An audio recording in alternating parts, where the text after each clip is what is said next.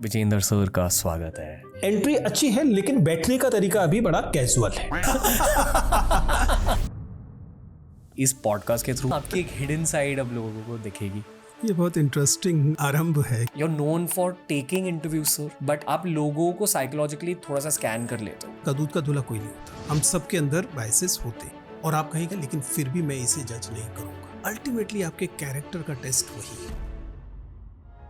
Would you say that confidence is the most important thing in any job profile? मेरी वाली भाषा में बात करें तो मैं कहता हूँ अगर आपके पास ये नहीं है कि आप 5 फेलियर बर्दाश्त कर सकते हैं तो सीधा आईएएस बनने की मत सोचो। फिर एक रियलिटी चेक कीजिए।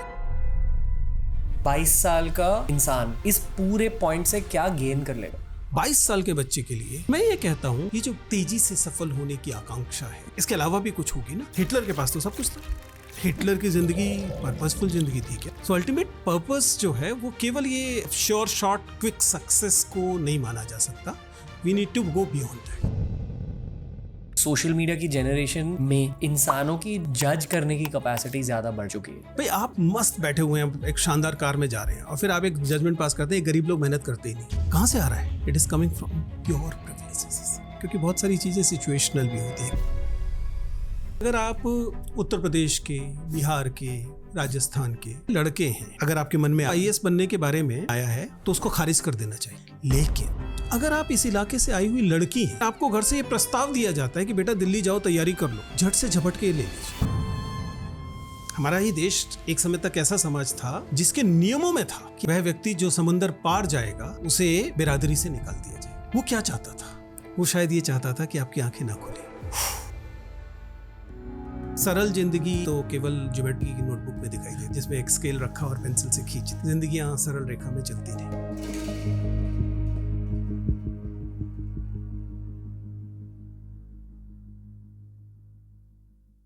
दोस्तों, विजेंद्र सर के इतने सारे वीडियोस वायरल हुए हैं यूपीएससी स्टूडेंट्स के सर्किट में, बट मेरा वादा आपसे ये है कि आज आप इनकी एक अननोन साइड देखोगे इस एपिसोड पे।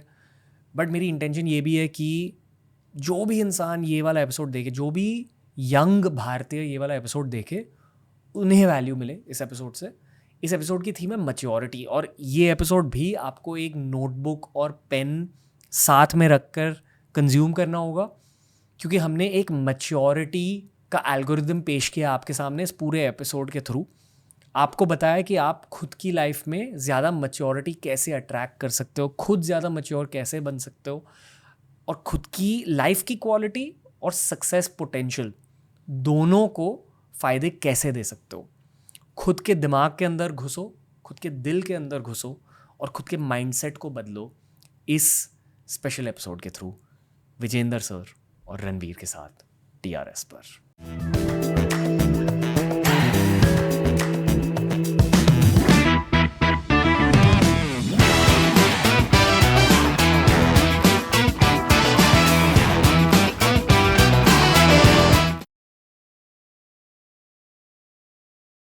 विजेंद्र सर का स्वागत है द रणवीर शो में। शुक्रिया रणवीर। मैं जानता हूँ कि इस पॉडकास्ट के थ्रू ना लोगों को बहुत सारी प्रैक्टिकल चीज़ों को सीखने का एक चांस मिलेगा, but at the same time बहुत ज़्यादा सुकून मिलेगा इस कॉन्वर्सेशन से। So thank you for being in the studio sir. ये बहुत इंटरेस्टिंग आरंभ है, क्योंकि आम तौर पर मुझे इसके ठीक विपरीत कहा जाता रहा है। चाहे वो इंटरव्यू वाली दुनिया हो, उसमें कहा जाता है कि सर आपके सामने बैठने से एक तो बेचैन होते हैं, दूसरा मुझे भी लगातार ये लगता रहा है कि लोगों को थोड़ा बेचैन किया जाना ज़्यादा ज़रूरी है। अच्छा। इसलिए फॉर अ चेंज आप मुझे मेरे बारे में ये कह रहे हैं कि मुझसे सुकून मिलेगा। So thank you for saying it. हाँ, आपकी एक हिडन साइड अब लोगों को दिखेगी। कैसे हो सर? मैं अच्छा हूँ, चीज़ें सीख रहा हूँ, और जैसा आपने कहा कि बाहर आपसे बातचीत में बहुत सारी ऐसी चीज़ें जो कि आमतौर पर आप जब आप 50 साल के होते हैं तो आपकी एक ईगो आपको रोक रही होती है कि 32 साल के व्यक्ति से कुछ सीखना नहीं है। लेकिन I learn a lot in this conversation, so yes I am looking forward to the whole thing. Now it's my turn to learn. जी शुरुआत करते हैं प्रैक्टिकलिटी से। Would you say that confidence is the most important thing in any industry, in any job profile, और is it other aspects? और ये मैं आपसे इसलिए पूछ रहा हूँ क्योंकि obviously you are known for taking interview sir, but in my eyes आप लोगों को साइकोलॉजिकली थोड़ा सा स्कैन कर लेते हो, and that is the actual craft that you are getting better at even today. Am I right to say that? मतलब मैं कोशिश कर रहा हूँ, और ये बात सच है कि जब आप मसलन मैं इस समय आपसे बात कर रहा हूँ या थोड़ी देर पहले मैं आपसे बात कर रहा था, तो मैं जब किसी व्यक्ति से मिलता हूँ जिसमें इंटरव्यूज़ शामिल हैं, तो मैं व्यक्ति को लगभग वैसे पढ़ता हूँ जैसे किताब पढ़ी जाती है. ये किताब पढ़ने में भी गलतियाँ हो सकती हैं, इसलिए ऐसा कोई दावा नहीं है कि जिसे मैंने जैसा पढ़ा वो ठीक वैसा है. लेकिन ये ज़रूर है कि जैसा आपने कहा, एक क्राफ्ट, एक स्किल है, एक कौशल है, जिसमें आप लगातार जब लोगों से मिलते हैं तब आप उनके उस व्यक्तित्व के रेशों को देख पाते हैं. जहाँ तक ये आत्मविश्वास वाली आप बात आपने कही, देखिए ये इस बात पर निर्भर करेगा कि आप आत्मविश्वास कहते किसे हैं. क्या आत्मविश्वास का मतलब सिर्फ इतना है कि कौन सबसे ज़्यादा तेज बोल सकता है, कौन सबसे ज़्यादा तेज चीख सकता है, या आत्मविश्वास का मतलब सिर्फ इतना है कि मेरे अंदर यह दम्भ हो कि मैं ही केवल ठीक हूँ? तो नहीं, ऐसा आत्मविश्वास जो है वह ना तो सफलता, ना नौकरी, ना ज़िंदगी उनके लिए सबसे अच्छी चीज़ नहीं है. ठीक है ना. जब हम आत्मविश्वास को थोड़ा सा न्यूएंस्ड रूप में समझने की कोशिश करते हैं, जब जिसका सीधा मतलब ये है कि आप खुद को लुक डाउन नहीं करते हैं, अपने आप को एकदम बेचारगी से भरा हुआ या आत्मदया से भरा हुआ नहीं रखते हैं. यदि आत्मविश्वास का मतलब वह है तो डेफिनेटली आत्मविश्वास हेल्प करता है, मदद करता है. लेकिन दुनिया और खूबसूरत होगी अगर हम इस तरह के बाइनरी में बटे हुए दृष्टिकोणों से ना देखें. ऐसे ना देखें कि कुछ लोग हैं जो आत्मविश्वास से भरे हुए हैं और कुछ लोग हैं जो बेचारगी से भरे हुए हैं, क्योंकि बहुत सारी चीज़ें सिचुएशनल भी होती हैं. किस परिस्थिति में आप कैसा बिहेव करते हैं, अल्टीमेटली आपके कैरेक्टर का टेस्ट वही है. वाह, ओके. पहले तो मैं ये कहना चाहूँगा कि सोशल मीडिया की जनरेशन में आई थिंक इंसानों की जज करने की कैपेसिटी ज़्यादा बढ़ चुकी है. Yes, it's being rewarded, unfortunately. Judging other human beings is being rewarded. Yes, True. that's what the sad part is. It is making everybody more judgmental. 90s में ये सच नहीं था ना? To lesser extent it was. But Not to this extent. Okay. And you've seen the increase of judgment? Hugely.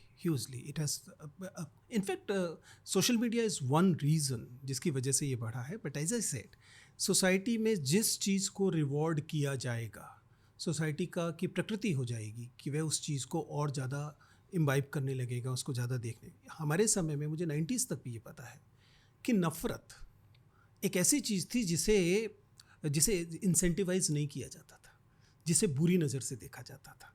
ठीक है ना. इसलिए वे लोग भी जिनके अंदर नफ़रत थी, उनकी मजबूरी थी कि उस नफ़रत को थोड़ा सा छिपा ले जाए. ऐसा ही बाकी बहुत सारी चीज़ों पे लागू होता है. जजमेंटल होना उसी में से निकल कर आता है. जब आप लोगों को देखते हैं, लोगों को ही नहीं, मेरी तो चिंता लोगों से ज़्यादा है, समुदायों को, समूहों को, ग्रुप्स को, आइडेंटिटीज़ को, नेशनैलिटीज़ को. आप जब इन लोगों को देखते हो और कहते हैं नहीं, ये जो जजमेंटल होना है अल्टीमेटली आता कहाँ से? ज़रा सोच के देखिए ना, मनोविज्ञान के स्तर पर सोचेंगे बहुत क्लियर निकल कर आएगा. जजमेंटल होना आता है हमारे बौद्धिक आलस्य से. इट इज़ ऑलवेज, बौद्धिक आलस्य का मतलब है कि हम जो इंटेलेक्चुअल रिगर करना चाहते हैं, इंसान अपनी प्रकृति में थोड़ा सा आलसी होता है. अगर उससे ऐसा कोई रास्ता मिलता है जिसमें कि थोड़े कम मेहनत लगेगी, और वहीं जाने का दूसरा रास्ता मिलता है जिसमें थोड़ी ज़्यादा मेहनत लगेगी, तो मोस्ट ऑफ द टाइम वो कम मेहनत वाला रास्ता चुनता है. ये मनुष्य की प्रकृति में है, टू कंजर्व एनर्जी. ये मेंटल लेवल पे भी होता है. जब हम स्टीरियोटाइप्स को देखते हैं, जब हम दिए गए फैसलों को देखते हैं जो पहले से फैसले दे दिए गए हैं, और हम कहते हैं इस रास्ते से चलेंगे तो हमें कोई मेहनत नहीं करनी पड़ेगी. ये व्यक्ति आ रहा है, इसकी दाढ़ी दिखाई दे रही है, इसकी पगड़ी दिखाई दे रही है, इसका मतलब ये ऐसा होता है क्योंकि इनका समुदाय ऐसा होता है. कितना आसान हो गया ना. Life is sorted. आपको सर्व कर दिए गए जजमेंट्स, और आपको केवल उनको लागू करना है. इस तरह के लोगों पर ये, इस तरह के लोगों पर ये. ये जो बौद्धिक आलस्य है, इसकी कीमत है जजमेंटल होना. क्योंकि ये ठीक वैसे है जैसे भाषा में प्रोनाउंस का इस्तेमाल ज़्यादा होता है, नाउन का कम होता है. क्योंकि नाउन के लिए आपको पता होना चाहिए. ठीक है ना. आपको पता होना चाहिए ये रणवीर है, और इसकी जगह पे कहें ये इंसान है. अब इंसान है तो आसान हो गया, 2 हाथ 2 पाँव 2 आँख दिखाई दिया, इंसान हो गया, बात खत्म. सो प्रोनाउंस जो हैं, सर्वनाम जो हैं, वो हमेशा आसान होते हैं. इसलिए जजमेंटल होना हमेशा आसान होता है. हम जजमेंटल हैं क्योंकि हम बौद्धिक आलस्य के कारण बौद्धिक श्रम करने से बचना चाहते हैं. बेसिकली अगर आपकी ज़िंदगी में ज़्यादा फ्री टाइम है, आप ज़्यादा जजमेंटल हो जाओगे ना. That is also one thing. इसे बिजी रहना बहुत ज़रूरी है, क्योंकि अगर आप ज़्यादा जजमेंटल हो गए, यहाँ ना एक सेल्फ हार्म का फैक्टर भी फॉर्म हो जाता है क्योंकि आप खुद को भी जज करने लगते हो। ओके दरअसल मैंने जो अकेली चीज़ सीखी है वो जज करना नहीं सीखी, अनजज करना सीखी है। और अनजज करना जज करने से जाहिर है कि ज़्यादा मुश्किल होता है, क्योंकि आप अपने बायसेस को जानते हैं, आपको अपने बायसेस, अपने पूर्वग्रह पता हैं, उसके बावजूद, और उसका दूल्हा कोई नहीं होता, हम सबके अंदर बायसेस होते हैं, ठीक है ना, पूर्वग्रह होंगे ही होंगे। ये जो पूर्वाग्रह हैं, आप इनको जानते हुए भी जब आपके सामने उन पूर्वाग्रहों से ग्रस्त होने वाला कोई व्यक्ति आया और आप कहें कि मैं जानता हूं कि मेरे अंदर ये पूर्वाग्रह है लेकिन फिर भी मैं इसे जज नहीं करूंगा, it takes lot of courage and also एक बहुत सारी इसमें बहुत, जैसा कहा, बौद्धिक श्रम की जरूरत भी पड़ती है। Being judgmental is in due course by default, being unjudgmental is always conscious. इसके बारे में ज़्यादा बात करनी है, consciously undoing the judgement in your own mind. पर इसके बारे में बात करने से पहले बहुत सरल सा सवाल है सर। कोई 22 साल का इंसान इस पूरे पॉइंट से क्या गेन कर लेगा खुद के प्रैक्टिकल लाइफ के लिए, खुद के करियर के लिए? देखिए होता क्या है कि हमारे बायसेस कहाँ से आते हैं? हमारे बायसेस, जैसे हमने कहा, कि उस सोशलाइजेशन से आएंगे और हमारे कंफर्ट जोन से आएंगे। आप समझ पा रहे हैं? ये कंफर्ट जोन है। आप पुरुष की तरह पैदा हुए, आप एक बंगाली की तरह, आप एक पंजाबी की तरह पैदा हुए, ठीक है ना, आप किस पर्टिकुलर तरीके से आप पैदा हुए, उसके कारण आपका एक कंफर्ट जोन बन गया है। And you want to be in that comfort zone because as I said कि हम सब लोग प्रकृति से आलसी होते हैं, इसलिए कंफर्ट जोन से बाहर निकलने में मेहनत लगेगी। ऐसी जगह पे जाना पड़ेगा जो डिस्कम्फर्ट वाली जगह होगी।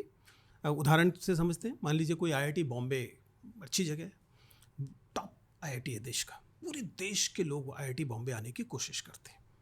मान लेते हैं, फिक्टिशियस सेंस में मान लेते हैं कि मान लेते हैं आजमगढ़ का कोई बच्चा है, उसने मेहनत की, एकदम IIT JEE क्रैक किया, एडवांस क्रैक किया और वो IIT बॉम्बे पहुंच गया, उसमें मान लेते हैं उसको मैकेनिकल इंजीनियरिंग मिल गया।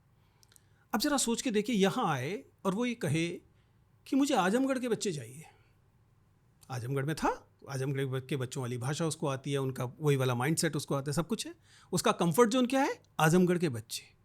अगर वो IIT बॉम्बे आकर भी, चूंकि वो बाकी लोगों को एक पर्टिकुलर तरीके से जज करता है, इसलिए अपने कंफर्ट जोन में ही रहने की कोशिश करता है, will he ever be able to actually learn? No.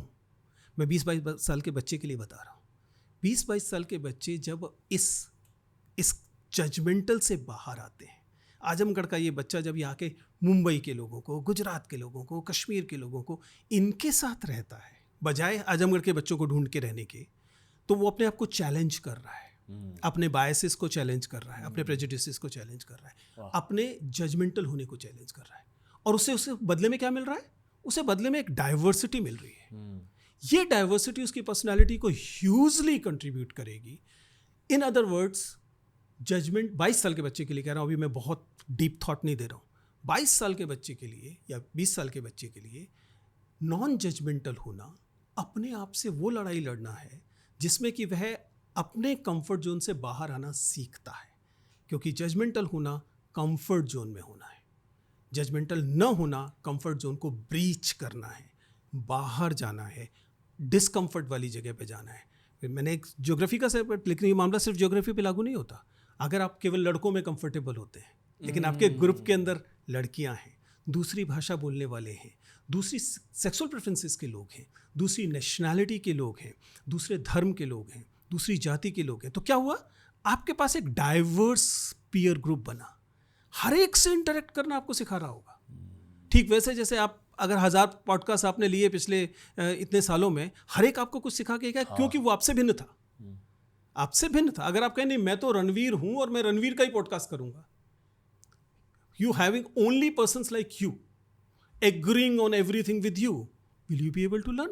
No, you'll be able to learn a little. This is what I call disagreements lead to depth. Yes, essentially not just disagreement, अपने से भिन्न हर स्थिति, अपने comfort zone से भिन्न हर एक स्थिति आपको सिखाती है, आपको बेहतर इंसान बनाती है, और सबसे महत्वपूर्ण बात, आपके अंदर वो मैच्योरिटी लाती है, जो मैच्योरिटी आपको ये सिखाती है कि किसी व्यक्ति को, किसी किताब को उसके कवर देखकर जज मत कीजिए, किसी इंसान को उसकी अपीयरेंस देखकर जज मत कीजिए, उसकी भाषा के आधार पर, उसकी धर्म, उसकी जाति या उसकी कोई भी आइडेंटिटी के आधार पर जज मत कीजिए। ये कहाँ से आएगा? ये आएगा जब आप इस बात के लिए तैयार होंगे अंदर से कि आप अपने कंफर्ट जोन से बाहर आएंगे। जो अब तक का सबसे आसान बौद्धिक आलस्य का तरीका था कि जज कर जाइए किसी को, लड़का है तो ऐसा होगा, लड़की है तो ऐसी होगी, LGBTQ से आता है तो ऐसा होगा, वगैरह वगैरह। इसका मतलब क्या है? अपने कंफर्ट जोन से बाहर आना, that is the key thing. और आपको अनजजमेंटल होना या जजमेंटल न होना दरअसल यही सिखाता है। ध्यान रखिएगा, ये आसान रास्ता नहीं है, क्योंकि आपको लगातार अपने प्रेजुडिसेस से लड़ना है। इसलिए अपने आप को इतना स्पेस भी दीजिए कि आप गलती करेंगे। ये नहीं है कि आप जिंदगी में हमेशा पॉलिटिकली करेक्ट होंगे। मैं ना कॉन्स्टेंटली इस पूरे कॉन्वर्जेशन को एक कॉलेज स्टूडेंट के पर्सपेक्टिव से स्कैन कर रहा हूँ sir, which is why I am about to say what I am about to say. पहले तो मैं चाहूँगा कि अगर हो सके तो हर लिसनर को ना एक नोटबुक लेनी चाहिए, एक पेन और पेपर लेना चाहिए, और खुद के 5 से 10 self identification points list out करने। Right, great. I do it as an exercise in the classroom. मैं तो मानता हूँ कि जिंदगी भर हर 3-4 सालों में ये करना चाहिए खुद के लिए, to just see how you grow. Ideally every year, हर साल आप ग्रो करते जाते हो, स्पेशली इन योर 20s। पर having a mirror is also an important skill. Right. मैं ये इसलिए कह रहा हूँ क्योंकि जब मैं 22 साल का था, यूट्यूब से पहले मैं फ़िटनेस ट्रेनिंग करता था, और फिटनेस ट्रेनिंग की शुरुआत से पहले मैंने 1 महीने के लिए एक रिश्तेदार की इंजीनियरिंग की फैक्ट्री में काम किया। गुड। बहुत कुछ सीखा वहाँ, बहुत कुछ ज़िंदगी के बारे में, कि इंजीनियरिंग जैसी स्किल भी ना कोई ब्लू कॉलर का इंसान समझ सकता है। That was my big learning कि यार अगर इन्होंने इंजीनियरिंग की डिग्री लिए बिना इंजीनियरिंग को समझा, तो that means very high level skills can also be learned very easily. It is. I mean, मैं I know I am interrupting here, लेकिन मैं अगर अपनी ज़िंदगी से शुरू करता हूँ तो मैं अपनी ज़िंदगी की बहुत सारी लर्निंग्स इन द सेम वे, मैं शायद दर्शकों को ना भी मालूम हो, मैं लिटरेचर पढ़ाता हूँ यूनिवर्सिटी में, लेकिन उससे पहले मैंने इंजीनियरिंग की है और मैं इलेक्ट्रिकल इंजीनियरिंग करके आया था। तो मैंने एक फैक्ट्री में, जैसे आपने कहा, मैंने एक फैक्ट्री में एक इंजीनियर के तौर पे काम किया जी। और वहाँ पर मेरे पास एक वर्कफोर्स थी अराउंड 20-25 लोगों की, और एक छोटी सी फैक्ट्री थी जिसमें ये लोग प्रेस बनाते थे, जो लाइट वेट आयरन होती है ना, वो बनाते थे। इन 20-25 मज़दूरों के साथ बिताए हुए वो 3 महीने जिनमें मैंने उस फैक्ट्री में काम किया था, मैंने उनमें से हर एक व्यक्ति से सीखा। और हैरानी की बात है कि ऐसी ऐसी चीज़ें सीखी जिनके बारे में ना तो आपको आपकी इंजीनियरिंग सिखा रही थी, ना आपको दरअसल सोसाइटी सिखा रही थी, क्योंकि आपको मन में तो प्रेजुडिसेस थे ना। मसलन हम सारी दुनिया ये मानकर चलती थी, मैं आपको एक किस्सा बता रहा हूँ, उससे समझ में आएगा। हमेशा से सिखाया जाता था कि वर्कर को आप पैसा फेंकिए, वो ज़्यादा काम करेंगे। बड़ी सिंपल सी बात थी, और इसलिए ये नॉर्मल पैटर्न था कि आपने एंड में पीस गिने जाएंगे आपने कितने बनाए हैं, और उसके आधार पर आपको वेजेस मिलेंगे। एंड आई थॉट कि अगर आप ये कहें कि भाई आप 100 बनाते हैं, एक जगह 150 बनाइए, आपको मिलेंगे, तो प्रोडक्शन बढ़ जाना चाहिए। And I realise it doesn't work like that. मुझे बड़ी हैरानी है। मैंने कहा यार, आपको कहा गया है कि अगर आप 150 बनाएंगे तो अभी आपको मान लीजिए 1000 रुपये मिलता है, तब आपको 1500 मिलेगा, फिर आप क्यों नहीं कर रहे हो? सब चुप। फिर मैंने आइडेंटिफाई करने की कोशिश की, तो एक वर्कर था जिसका नाम था Jialal. Jialal used to be kind of a leader of that. Leader का मतलब है एक छोटी सी, समझिए, यूनियन मान लीजिए कि जरूरत, उनको ज़रूरत पड़ती थी तो वो हमारे पास आते थे, सर ये काम कर। मैंने जियालाल को बुलाया और जियालाल से पूछा, जियालाल क्या वजह है काम नहीं? उसने मुझे एक शानदार ज़िंदगी का संदेश दिया। उसने कहा, सर मैं अगर ये कहूँ कि हमारी टीम 150 आयरन रोज बनाएगी, इसकी कीमत चुकाने में 3 लोगों की नौकरी चली जाएगी।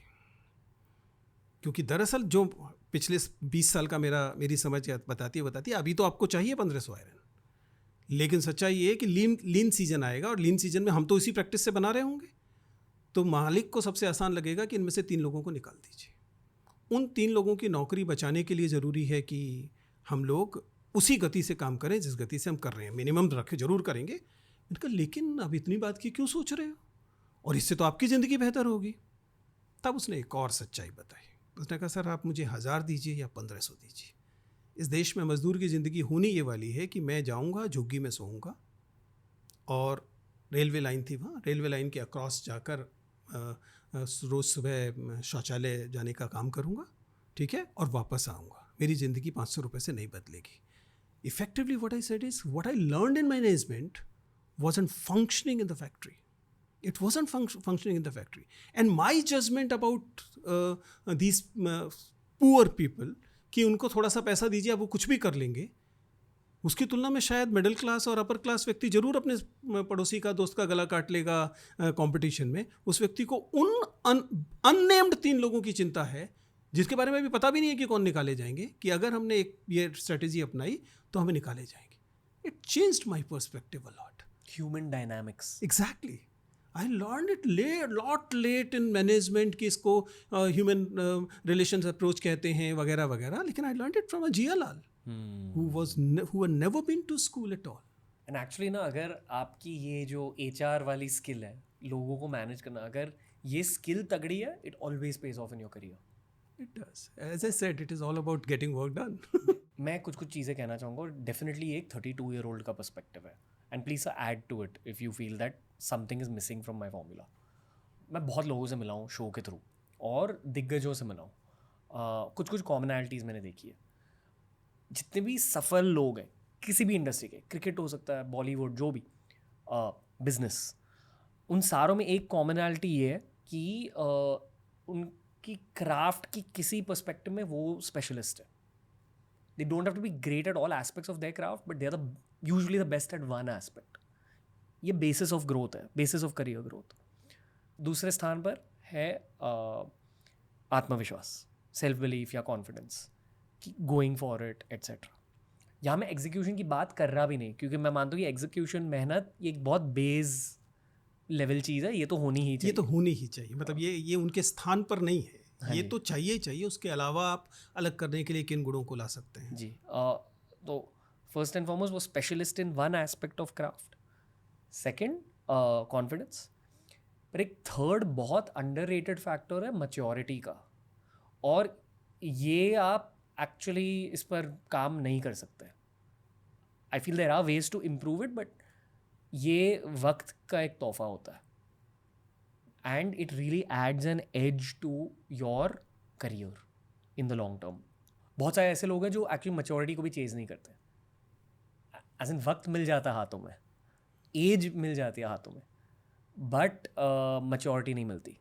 शायद उनके आसपास जो लोग हैं उनकी वजह से, शायद उनके खुद के प्रायोरिटीज़ जो भी है लाइफ में, उन प्रायोरिटीज़ की वजह से, शायद डिस्ट्रैक्शंस की वजह से. But maturities are very big X factor in careers. I feel कि जब आपकी लाइफ में कुछ ऐसे बड़े हादसे हो जाते हैं तब भी मैच्योरिटी इंक्रीज होती है. Rightly said. बट आप क्या कहना चाहोगे मेरे इस एल्गोरिदम के बारे में? आमतौर पर जो आपने कहा ना कि इस समय बीतने के साथ आने वाली बात है, देश में कितने 32 साल के युवा होंगे जो इस बात को कह सकते होंगे, महसूस कर सकते होंगे या समझ पाए होंगे? जरा इस बात को समझने की कोशिश करते हैं. ये जो आपने सैकड़ों पॉडकास्ट लिए हैं, आप शानदार लोगों से लगातार मिले हैं, इसने आपको वह उस एल्गोरिथम को के लिए एक्सपोज किया है कि आपके अंदर ये समझ, ये नज़र पैदा हो पाई कि आप देख पाएँ कि एक चीज़ ऐसी भी है मैच्योरिटी नाम की, जो कि इसी किस्म के संपर्क से ही आ सकती है, इस साहचर्य से ही आ सकती है. यानी किसी और ने अपनी ज़िंदगी में क्या किया, आप उससे सीखने की कुव्वत रखें, ना कि खुद ही हर बार आपको अपनी ज़िंदगी में ही वो हादसे चाहिए कि आप सीख पाएंगे. ये कहाँ से आ पा रहा है? ये इस बात से आ पा रहा है कि आपके अंदर वो मैच्योरिटी है कि आप जान सकें कि अनुभव और सीखने की क्षमता के लिए हर बार खुद त्रासदी से गुजरना ज़रूरी नहीं है. हालांकि उसके बावजूद ज़िंदगी में 2-4 त्रासदियाँ होंगी ही, 2-4 संकट आएंगे ही जो सिखाएंगे ही, और वो अपनी गति से आएंगे. अगर आप ज़्यादा लोकप्रिय हैं, अगर आप ज़्यादा मेहनत कर रहे हैं तो ज़्यादा आएंगे, लेकिन वो एक अन्यथा बात है. मुख्य बात यह है कि क्या आप दूसरों की ज़िंदगी के अनुभव से सीखने को तैयार हैं कि नहीं. जैसे सैकड़ों पॉडकास्ट आपने लिए हैं, मैंने भी लगातार उन विद्यार्थियों से मिला हूँ जो इंटरव्यू देते हैं, मेंस क्लियर करते हैं, इंटरव्यू देने आते हैं. मुझे लगता है कि मैंने उनकी ज़िंदगियों से सीखा है. मैं अक्सर इस एग्ज़ाम्पल को देता हूँ, मुझे नहीं पता कि आप इसे कनेक्ट कर पाएंगे कि नहीं, लेकिन मान लीजिए अगर आप इस टेबल को देखें, इस टेबल को, ये लकड़ी का रेप्लिका है, ठीक है ना, किसी तने को हॉरिजॉन्टल काटा गया, उसका रेप्लिका है, और इसमें लाइनें दिखाई दे रही हैं जो कि अगर इफ़ यू रिमेंबर तो क्या है, ये ट्री रिंग्स हैं. हर पेड़ का ट्री रिंग होता है, and I have been talking about it a lot.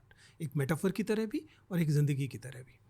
कैसे आता है उसके अंदर ट्री रिंग? सोच के देखिए, उस पेड़ की ज़िंदगी में क्या हुआ कि ट्री रिंग आया. जिसने थोड़ी सी भी बायोलॉजी पढ़ी थी, कभी बॉटनी पढ़ी थी, वो जानता है कि हर साल एक ट्री रिंग आता है। एक पूरा साल बीतता है तो उसका जो तना है उस पर एक लेयर चढ़ जाती है, जो बाद में अगर उसको ऐसे काटा जाएगा तो ट्री रिंग की तरह आएगी। अब जरा से थोड़ा गंभीरता से सोचिए, उससे उस मेच्योरिटी वाली चीज़ एकदम अपने आप को अनफोल्ड करेगी। ये जो ट्री रिंग है, एक साल का ट्री रिंग, मान लीजिए इसमें 50 ट्री रिंग है, तो इसका मतलब है पेड़ की उम्र 50 साल है जी। इसका हर ट्री रिंग एक साल को बताता है, और वो ट्री रिंग देखकर कोई भी अच्छा बॉटनिस्ट बता सकता है कि इस साल में इस पेड़ को क्या क्या सहना पड़ा। वाह। बाढ़ आई कि नहीं आई, ठीक है ना, सूखा पड़ा था क्या, खाद मिली थी कि नहीं मिली थी, या कहीं कोई बीमारी तो नहीं आई थी। ये सब का सब दर्ज हो जाएगा उस एक साल के ट्री रिंग में, राइट। और साल दर साल वो ट्री रिंग बनते जाएंगे। If you are a good reader of these tree rings, you can read the 50 years personality of this tree, provided you are a good reader. आपको एक अच्छा पढ़ने वाला होना चाहिए, तब आप पढ़ सकते हैं। और उस पेड़ ने जो जो सहा वह सब आपकी ज़िंदगी को कंट्रीब्यूट कर सकता है। And this is what maturity is, being non judgemental. उस साल ये वाला ट्री रिंग पतला क्यों है? अरे भाई उस साल उसका सूखा पड़ा था, नहीं मिला पानी, पोषण नहीं मिला, इसलिए ऐसा हो गया। इस ट्री में, इस वाले पेड़ में ये गांठ क्यों दिखाई दी? बीमारी आई थी, पेड़ बीमारी से लड़ रहा था, इसलिए उसके अंदर ये दिखाई दिया। ऐसा इंसानों के साथ होगा। भाई रणवीर की पर्सनैलिटी में ये गांठ दिखाई दे रही है, क्यों आई? या तो मैं जजमेंटल हो सकता हूँ कि यार रणवीर की ज़िंदगी भी ये बहुत बुरा आदमी है, अच्छा आदमी है, वटेवर। या दूसरा तरीका हो सकता है कि मैं नॉन जजमेंटल हूँ, क्योंकि मैं जानता हूँ कि हर व्यक्ति के, हम लोगों की पर्सनैलिटी के भी तो ट्री रिंग्स है ना जो दिखाई दे रहे हैं। तो मैं देखूँ और ये कहूँ कि नहीं, इस साल या इस महीने या ज़िंदगी के इस हिस्से में अमुक व्यक्ति ने ये चीज़ सही थी जो उसकी पर्सनैलिटी में दिख रही है। क्योंकि आप अगर इस बात को पढ़ पा रहे हैं कि अमुक व्यक्ति के व्यक्तित्व में क्या है, तो आपको पता होगा कि कौन सा काम आप इससे करा सकते हैं और कौन सा काम कराना इससे समझदारी नहीं है। At the end of the day, success is all about getting work done.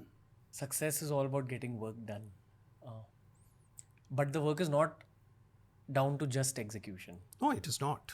कला के साथ करना है काम। सिर्फ कला के साथ ही नहीं करना, एग्जीक्यूशन तो शायद आपने सिस्टम्स बना दिए तो हो भी जाएगा, लेकिन ओरिजिनलिटी, मौलिकता, वो जिम्मेदारी उसी की है जिसका काम है, वही ला सकता है। आपने अपना एक आइडिएशन किया, आपने एक विचार बनाया, और वो या तो केवल विचार के स्तर पर रह जाएगा, चलिए उसका भी आनंद है। ऑनेस्टली मैं ये नहीं मानता कि सारे विचार जब ज़मीन पर आ जाते हैं तभी काम के होते हैं। जिस क्षण आपने रचा, एक आनंद तो आपको उसी समय आ गया, लेकिन जब आप उसे एक मूर्त रूप में देखते हैं एग्जीक्यूशन के बाद, उसका एक अलग किक है।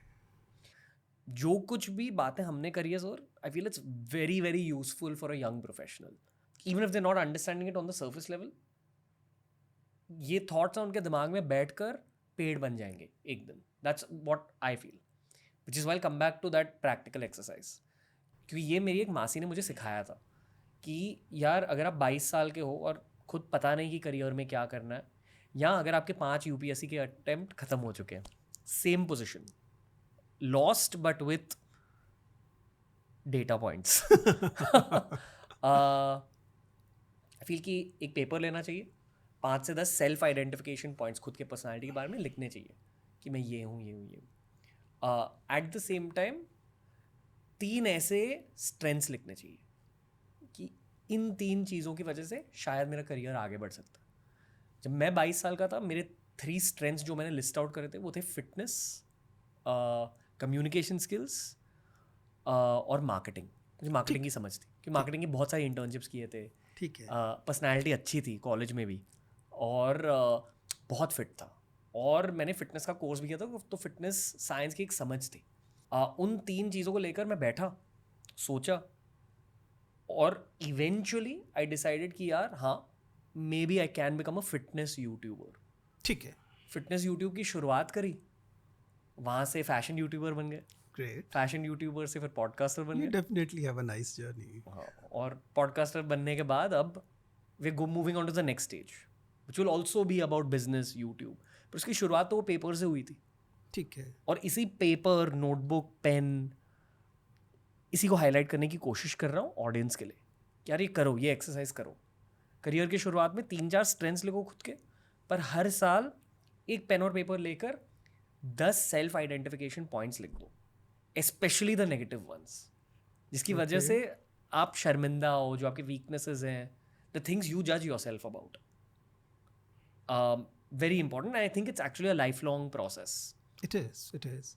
But it's not just that. I mean, there's a different version of it which I do in the class. कुल मिला के अगर इसको ढंग से समझे कि हम, आपने कहा कि हमारी कुछ कमजोरियाँ होती हैं जी, और हमारी कुछ स्ट्रेंथ्स होती हैं. ये नॉर्मली ये वही है जिसे हम कॉर्पोरेट्स में भी करते हैं, स्वॉट एनालिसिस, स्ट्रेंथ वीकनेस वगैरह. बट इंसानों की स्वॉट एनालिसिस होती है? टेक्निकली हो सकती है, लेकिन मैं इसको और एक स्टेप आगे जाके पूछ रहा हूँ. पिछले 22 साल से मैं ये इंटरव्यूज़ लेने का काम कर रहा हूँ, मॉक इंटरव्यूज़, जिसमें कि लोग मेंस एग्ज़ाम क्लियर करते हैं, उसके बाद मेरे सामने आते हैं हम लोग, मेरे मतलब हम लोगों के सामने आते हैं और हम लोग इंटरव्यू लेते हैं. और उसके आधार पर मेरी जो समझ बनी है वो ये है कि अगर हम इस सिद्धांत से समझें कि कौन सफल हुआ और कौन सफल नहीं हुआ, इनके बीच के अंतर क्या केवल इंडिविजुअल ट्रेट्स के अंतर हैं, इंडिविजुअल क्वालिटीज़ के अंतर हैं, या ये उससे ज़्यादा अंतर है? जैसे आपने कहा था ना, कुछ चीज़ें हैं वो तो बेस हैं, जैसे मेहनत. ठीक है, मेहनत करनी है, बिना मेहनत के कोई सफल नहीं होगा, ठीक है ना. मेहनत चाहिए, कमिटमेंट, लगन चाहिए, ठीक है ना. और इंडिविजुअल ट्रेट्स जो होते हैं बाकी सही है. लेकिन क्या ये होना अपने आप में डिफरेंशिएटिंग फैक्टर? अनफॉर्चुनेटली नहीं है, क्योंकि सारे लोग या अधिकांश लोग इन ट्रेट्स को तो रख ही रहे हैं ना. भाई यूपीएससी की तैयारी करने वाला, मैं यूपीएससी पे आ रहा हूँ लेकिन ये हर चीज़ पे लागू होगा. यूपीएससी पे तैयारी करने वाला हर व्यक्ति को पता ही है ना, मेहनत करनी पड़ेगी. वो 8-10 घंटे मेहनत कर रहा है, कमिटमेंट दिखाई रहा है, घर से दूर आके रह रहा है, लगन दिखाई रहा है, सपना उसके पास है ही, ठीक है ना, सब कुछ है. लेकिन अनफॉर्चुनेटली चूंकि सबके पास है, इसलिए इनमें से कुछ भी डिफरेंशिएटिंग फैक्टर नहीं बचता. Because everybody is doing the same thing. हर व्यक्ति मेहनत कर रहा है, हर व्यक्ति लगन दिखा रहा है, हर व्यक्ति कमिटमेंट दिखा रहा है, things like that. So what are the differentiating factors? एक ध्यान से, और इसको मैं क्लास में एक्सरसाइज करता हूँ, मैं ये कहता हूँ कि आपका सफल होना या असफल होना, ये सही है कि इसमें ये सारी चीज़ें चाहिए, लेकिन इस बड़ी इक्वेशन में ये माइनर वेरिएबल्स हैं. दुर्भाग्य से, दुर्भाग्य कह रहा हूँ, दुर्भाग्य से मेजर वेरिएबल्स आपके हाथ में नहीं है.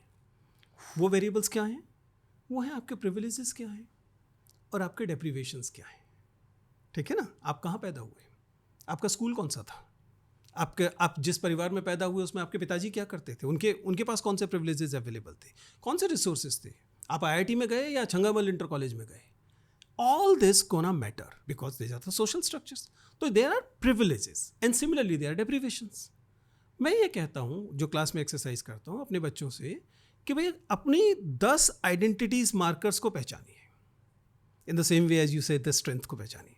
10 आइडेंटिटी मार्कर्स. आप कौन से वर्ग से आते हैं, फाइनेंशियल सिचुएशन आपकी क्या है, कौन से क्षेत्र से आते हैं, आपका धर्म क्या है, आपकी जाति वगैरह वगैरह. आप अपने 10 आइडेंटिटी मार्कर्स पहचान दीजिए. आपकी लैंग्वेज कौन सी, आपको अंग्रेजी आती है कि नहीं आती है, ठीक है ना, मार्कर. और उसके आगे सिर्फ ये लिखिए कि वो प्रिविलेज्ड है या डिप्राइव्ड है.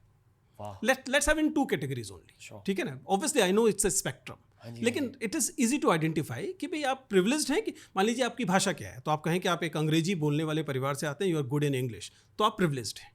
और आप कहें कि नहीं जी मुझे तो केवल भोजपुरी आती है, तो यू आर डिप्राइव्ड. राइट. आपने नहीं किया ये, सोसाइटी ने किया है. लेकिन इसके बेसिस पे जरा इनकी लिस्ट बनाइए इन 10 की. इन 10 में से कितनों के आगे आपने प्रिविलेज लिखा है और कितनों के आगे डेप्रीवेशन लिखा है, उसे काउंट कीजिए. And then please work on each of it. If it is a privilege, and I am making a point here, if it is a privilege, then you have to work to transcend that privilege. आपको अपने इस जो आपको सुविधा मिली है, क्योंकि आप पुरुष की तरह पैदा हुए, क्योंकि अमीर घर में पैदा हुए, क्योंकि आपको अंग्रेजी के स्कूल में भेजा गया वगैरह वगैरह, तो आपको ये करना है अगले 1 साल में कि आपको ये जो प्रिविलेज मिले थे इनका अतिक्रमण करना है. You have to go beyond this. और अगर ये आपके डिप्राइव्ड है, डेप्रीवेशन से है, then you have to work to overcome this. Not always in your hand, so it's going to be a lifelong project. ठीक है ना. हमारे देश में तो कई मामलों में पूरी ज़िंदगी काम करने के बाद भी आप उस प्रिविलेज को, उस डिप्रीवेशन को पूरा नहीं कर सकते जो आपको जन्म से मिली. लेकिन फिर भी work on this. If you are able to work on these 2 things, it is going to be more important than working on individual traits as you said. And this it works. Trust me, it works. क्योंकि मैंने अपनी ज़िंदगी में देखा ये काम करता है. आई एम श्योर मैं ऐसे विद्यार्थियों से मिला हूँ जिनकी ज़िंदगी में काम करता है, तो मैं उम्मीद करता हूँ कि बहुत सारे लोगों की ज़िंदगी में काम करेगा. हमने बेसिकली 3 एक्सरसाइजेस को लिस्ट आउट करा है. पहली एक्सरसाइज 3 स्ट्रेंथ लिस्ट आउट कर रहा हूँ, जिसके बल पर खुद का करियर बनाना चाह रहा हूँ. वीकनेसेस. हाँ. फिर 10 ये प्रिविलेज या डेप्रिवेशन पॉइंट्स, राइट, कि आप कहाँ से आए हो, एटसेट्रा एटसेट्रा। एंड अनफॉर्चुनेटली कुछ लोगों के लिए 10 पॉइंट मैं डिप्रिवेशन होगा हाँ यहाँ प्रिविलेज या प्रिविलेज होगा, एंड अनफॉर्चुनेटली दोनों, it's a sad story both ways, trust me. ये भारत की असलियत है। हाँ, ये भारत की असलियत है। मैं अपनी क्लास में ऐसी बच्चियों को पढ़ाता हूँ, हम लोग क्लास में करते हैं ये। मैं जब आइडेंटिटी पढ़ाता हूँ तो पेपर की एक्सरसाइज है, और विद्यार्थियों से कहता हूँ आप अपने इमेजिनेशन से बताइए विजन चौहान की में डेप्रिवेशन है कि प्रिविलेजेस हैं, एंड इन मोस्ट पॉइंट्स विजन चौहान के आगे प्रिविलेज लिखा होता है। मैं कहता हूँ आप बताइए कि आप जब मुझसे अपनी तुलना करते हैं तो आप इस बात को महसूस कर पा रहे हैं कि मेरे पास कितने सारे प्रिविलेजेस थे। आप कैसे लड़ाई लड़ेंगे अगर लड़ने की नौबत आए? थैंकफुली लड़ाई नहीं है, मैं तो सिखा रहा हूँ उन्हें। ये एक इम्पॉर्टेंट फैक्टर मुझे हमेशा से लगता है, इसीलिए मैं इस इंडिविजुअल से ज़्यादा इस कलेक्टिव वाली, क्योंकि ये सारे डेप्रिवेशंस उसने मांगे नहीं थे, उसने ये प्रिविलेजेस उसने कमाए भी नहीं थे, मिले थे मोस्ट ऑफ द प्रिविलेजेस। क्योंकि 15-20 साल के बच्चों की बात कर रहा हूँ, उनको उनके पास जो प्रिविलेज हैं वो पेरेंट्स के दिए, फैमिली के दिए, सोसाइटी के दिए हुए प्रिविलेजेस हैं, उसमें उन्होंने कुछ नहीं किया था। ऐसी डेप्रिवेशन की भी उनकी गलती नहीं है, उनको दिए गए हैं, लेकिन लड़ना उनको पड़ता है इस डेप्रिवेशन से। प्रिविलेज से दूर हटना भी वही है, हम जो हमने बात करी कि जजमेंट से दूर हटना। हाँ, right. If you are able to unjudge, you are able to transcend your privilege, you will be able to see कि उनके व्यवहार के पीछे उनके अभाव काम कर रहे थे। इतना ज़्यादा वैल्यू एडिंग पॉडकास्ट है। I don't know, I mean I am saying what I believe in. सारी चीज़ें ना मैंने पिछले 10 सालों में सीखी है, हम एक पॉडकास्ट में दे रहे लोगों को। जो एक्सरसाइज मैं मेंशन कर रहा था, that exercise itself comes from a place of privilege. It is. No? I didn't want to say it in these many words. I didn't want to say in these many words. That's why I was being polite here. But ये जो जब हम individual के level पे इस चीज़ को, क्योंकि management school यही करते हैं ना, मैनेजमेंट स्कूल यही बताते हैं कि उनके सामने सारे बच्चे वो आए हैं जो 20 लाख की फीस देकर आए हैं, तो उनको ये सिखाना बहुत आसान सा लगता है कि देखो आपको काम कराने के लिए अपनी स्ट्रेंथ देखनी है और उनको और ज़्यादा शार्प करना है। मैं कभी कभी कहता हूँ कि जो जिसे आप स्ट्रेंथ कह रहे हैं इंडिविजुअल के लेवल पर, एक बार प्लीज़ थोड़ा सा दिल पे हाथ रख के उसके सोर्स को ढूंढिए। For example, I am doing this exercise, you mentioned about 3 things, you said about fitness, right? Second thing you mentioned about your communication, and third thing you mentioned about marketing, right? Just be honest here. How much of it is actually a product of your privileges? All of it. 100%. As I said about myself, I mean, there were some deprivations in my initial life, but most of the time now it is coming out of privileges. तो ये जो मामला है, ये थोड़ा सा हमें ईमानदार भी बनाता है और अपने प्रति थोड़ा सा, बहुत ज़्यादा नहीं होना चाहिए, लेकिन थोड़ा सा सेल्फ क्रिटिकल भी बनाता है, थोड़ा सा आत्मालोचन भी सिखाता है, अपनी आलोचना करना थोड़ा सा। जैसा आपने कहा ना कि थोड़ा सा अपने आप को थोड़ा सा दूर होकर देखना कि यार मैं जिन चीज़ों को अब तक अपनी कमाई मान रहा था, उनमें से बहुत सारी चीज़ें मेरी कमाई थी नहीं, मुझे दी गई थी या मेरे हाथ लग गई थी।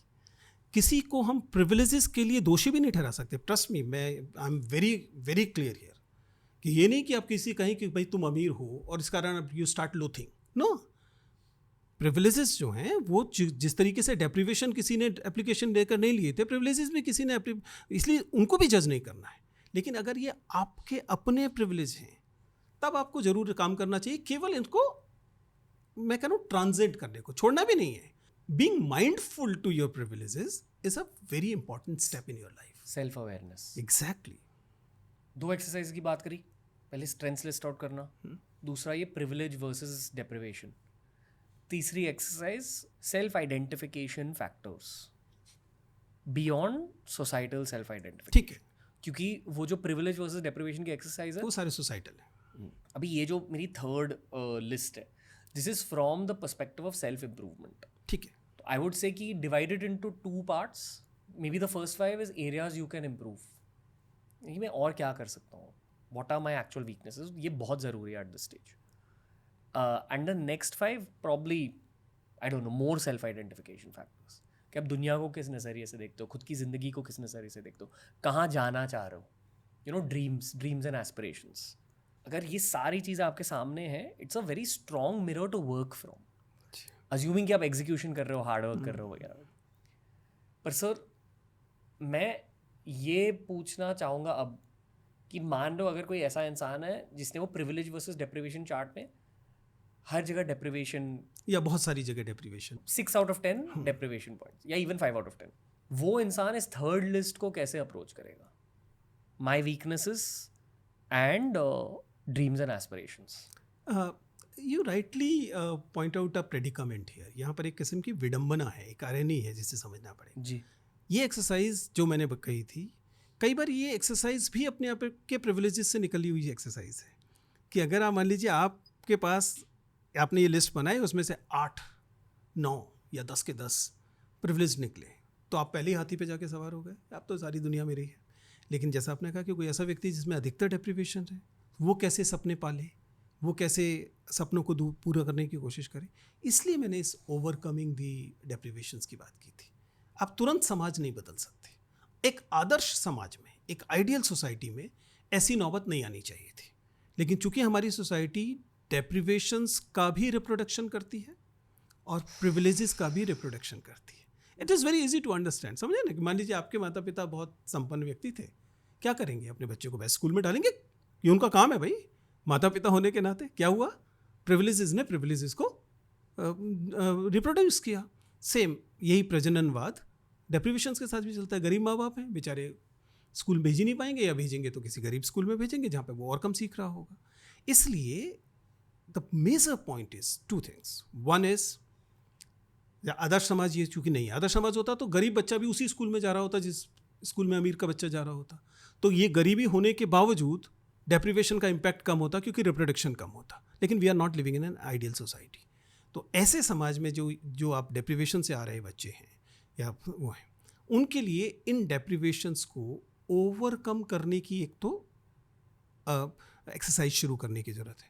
लेकिन दूसरा आपको ये भी समझना है कि फिर आपको ठीक वही सपने लेने की मजबूरी नहीं है आपके पास, जो मजबूरी उस व्यक्ति के पास है जिसके पास लगातार प्रिविलेजेस है. इसको मैं जिस तरीके से कहता हूँ वो ये है कि प्लीज़ एक रियलिटी चेक कीजिए. उफ. ठीक है. And try and start working on a incremental thing. ठीक है. मेरी वाली भाषा में बात करें तो मैं कहता हूँ सीधा IAS बनने की मत सोचो. फिर अगर आपके पास ये नहीं है कि आप 5 फेलियर बर्दाश्त कर सकते हैं, 4 फेलियर बर्दाश्त, मान लीजिए 6th अटैम्प्ट में आपका होना है, आपको 5 फेलियर बर्दाश्त करने का आपके पास इकोसिस्टम होना चाहिए. एक संपन्न जगह से आने वाला व्यक्ति 5 फेलियर्स बर्दाश्त कर सकता है, 5 स्टार्टअप फेलियर बर्दाश्त कर सकता है, 5 दूसरे फेलियर बर्दाश्त कर सकता है. लेकिन आप नहीं कर सकते, तो आप क्या करें? आप फिर इंक्रीमेंटल करिए. Let's start with the SSC preparation. ठीक है. अब this is what I am saying is wrong in a sense कि एक आइडियल समाज में ऐसा नहीं नौबत आनी चाहिए थी कि कोई मोटिवेशनल स्पीकर ये कहे कि छोटे सपने लो. मैं ये कह रहा हूँ कि जो लोग कह रहे हैं कि हमेशा बड़े सपने लो, that is coming from certain privileges. आप अपना रियलिटी चेक से शुरू कीजिए पहली चीज़, इंडिविजुअल्स को. क्योंकि कोई भी सपने, I have written whole papers on this, सपने और एस्पिरेशंस जो होते हैं वो कंस्ट्रक्ट्स होते हैं, ऑब्जेक्टिव नहीं होते. इसलिए पूरा देश एक ही जैसे सपने ले, ये डरावनी बात है. आप सबको पहले तो अलग अलग जगह पे खड़ा कर दिया, फिर सारे के सारे अलग अलग एक ही सपना लीजिए. यानी कि सबका स्टार्टिंग पॉइंट अलग अलग है, फिर कह दिया कि यही सबका टारगेट है. कौन जीतेगा? सबको पता है. मैं ज़िंदगी के एक सत्य के बारे में बात करना चाहूँगा सर. Please do. जो हमारे लिए क्रिकेट में विराट कोहली है, हार्ड वर्क, सक्सेस, इम्प्रूवमेंट. कोबी ब्रायंट का एक बहुत मशहूर नाइकी ऐड है जो एक्चुअली उनकी मेंटालिटी पे बेस्ड है. Just do it. वहाँ वो बेसिकली ये कह रहे हैं, और उनकी मेंटालिटी ना पूरी दुनिया में जानी जाती है एज माम्बा मेंटालिटी, क्योंकि उनका निकनेम था ब्लैक माम्बा, जो एक सांप का नाम होता है. Right. क्योंकि जब आप उनके बास्केटबॉल के क्लिप्स देखोगे ना, वो बिल्कुल अग्रेसिव सांप की तरह खेलते हैं, बहुत दिमाग लगाकर लगन के साथ खेलते हैं. And he was famous for his training regime, यानी कि डिसिप्लिन बहुत हाई लेवल का था उनका. बट उनके लाइफ का लॉजिक बेसिक ही था कि यार आपको ना माम्बा बनने की ज़रूरत नहीं है, आपको बस बेटरमेंट की ज़रूरत है.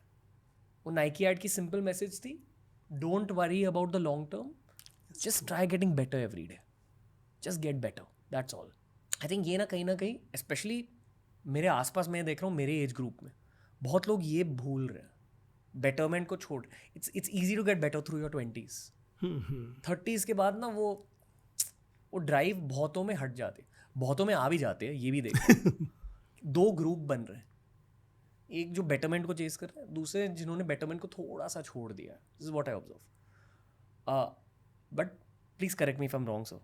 आई फील कि अगर आपकी ज़िंदगी में प्रिविलेज है भी नहीं, तो भी ये लॉजिक तो अप्लाई होता है। एग्जैक्टली, इट इज हल्के से कहीं ना कहीं बेटर होने की कोशिश। That's what I said, overcoming the privileges का डेप्रिवेशन का मतलब ही है कि, and that's why I am saying be a better person than you were yesterday. इतना बार जी, आइटा चेंज, 0.1% का चेंज। मान लीजिए आप रेस ट्रैक पे पहुंचे और आपके साथ में एक दूसरा व्यक्ति खड़ा है, आपका मैं तो इसको पीछे छोड़ूंगा दौड़ लगाने, हो सकता है वो ओलंपियन हो, ठीक है ना, हो सकता है उसने 15 साल पहले दे दिया उस चीज़ को, हो सकता है उसके पास दूसरे प्रिविलेज हो। Don't compare yourself with that person, compare yourself with you of yesterday. अगर आप इतने पे काम करते हैं तो despite your deprivations you will be able to overcome many many aspects of your deprivations. भाई मैं अपने आप को जब देखता हूँ तो मैं देखता हूँ कि हाँ मैं कुछ नहीं कर सकता, मैं ऐसा दावा नहीं कर सकता कि मैं दुनिया का सबसे अच्छा शिक्षक हूँ, देश का सबसे अच्छा शिक्षक हूँ, मैं ये दावा नहीं कर सकता। मैं सिर्फ ज़्यादा से ज़्यादा ये दावा कर सकता हूँ कि पिछले सेमेस्टर में मैंने जैसे पढ़ाया था, मैं कोशिश कर सकता हूँ कि इस सेमेस्टर में मैं उससे बेहतर पढ़ाऊँगा। इंसान के तौर पर विजेंद्र चौहान अपने जिन अभावों के से निकल कर आता है, विजेंद्र चौहान दिल्ली की एक गरीब बस्ती से निकल कर आता है, उसके बेसिस पे मैंने आई हैव ट्रेवल्ड समथिंग।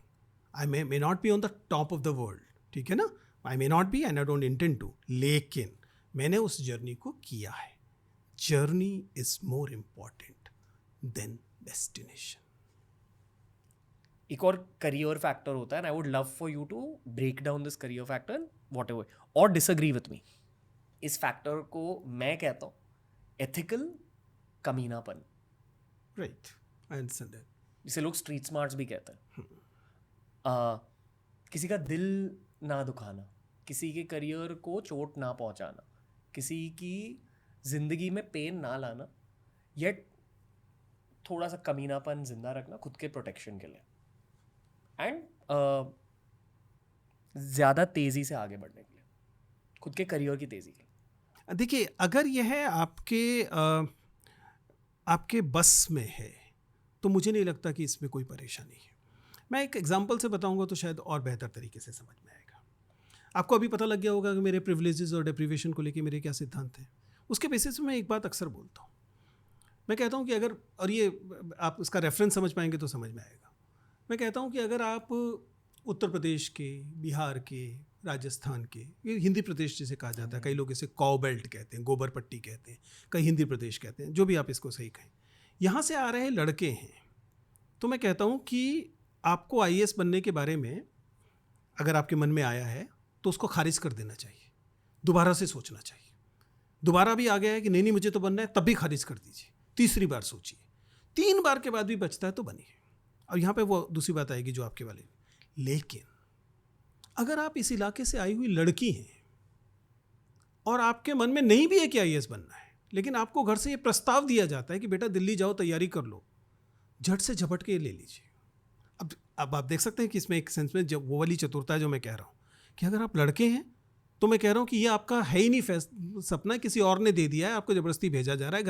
घर वालों को रॉब चाहिए, घर वालों को पैसा चाहिए, घर वालों को दहेज में पैसा चाहिए, घर वालों को एक तरह का हम उधर उस इलाके में शब्द चलता है भौकाल चाहिए, इसलिए आपको आईएएस बनने के लिए कह रहे हैं। लेकिन अगर आप लड़की हो और आपको झूठे से भी कहा जाता है कि जा बेटा तैयारी कर ले, तो तुरंत झपट के ले लीजिए। और आगे वो वाली चातुर्य वाली बात आ रही है और एथिकल चातुर्य वाली बात है। मैं कहता हूँ क्यों, इसलिए कि अगर आप दिल्ली जाके तैयारी करती हैं और 2 साल तैयारी के बाद आपका नहीं होता सिलेक्शन, तब भी इस 2 साल में बड़े शहर में रहना, घर के बंधनों से दूर रहना, फ्रीडम, ये आपको इतना कुछ सिखा जाएगी जो अदरवाइज आप नहीं सीख पाएंगे।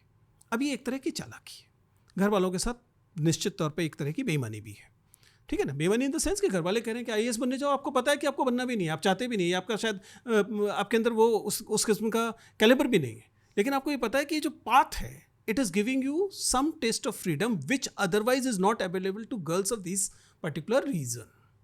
तो एक तरह का क्या हुआ, exactly same is applicable on other things. If ये चालाकीपन उन डेप्रिवेशंस को बाईपास करने के टूल्स लेकर आता है जिनमें आपका कोई रोल नहीं था, आपको प्रदत्त थे, आपकी सोसाइटी ने आपको दिए थे, सोशल थे, और आपको थोड़ी सी चालाकी से आप इसे बाईपास कर पा रहे हैं, I don't see any harm in it.